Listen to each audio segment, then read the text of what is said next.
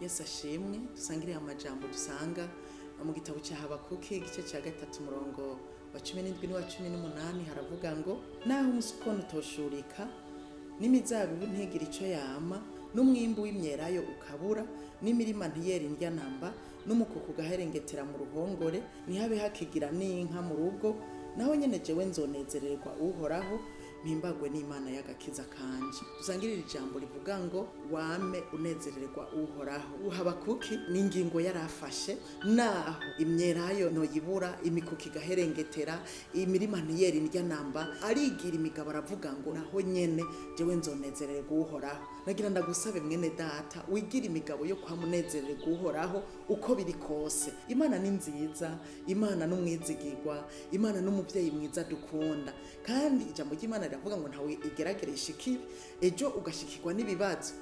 Nagira ndagusabe ngo kugira bikunde kubandanya kuyinezerererwa n'imigabo wigira bicitwa uyu munsi bimeze neza. Iyo yari Habakuki yigiriye imigabo kumbura ibintu byari bwamubeko. Aravuga ngo naho nobura vyose naho nyene jewe nzonezererwa uhoraho. Mbega hamwe wobura kiryo ukunda wo kwamunezererwa uhoraho. Paulo niwe yandikiye ab'Ifilipi arababwira ngo mwami munezerwe imisi yose. Aravuga ngo ndabisubiyemwe ubugira kabiri ni munezerwe.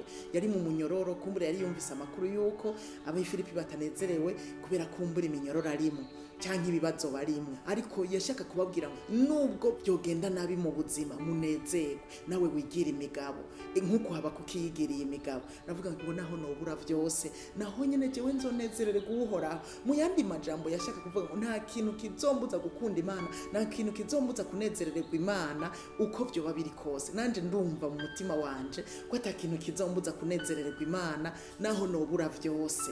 Nawe rero wigira iyo migabo ejo ushobora gushikirwa n'ikintu wame witeguye kunezererwa uhoraho imisi yo kubaho kwawe. Imana iguhe umugisha.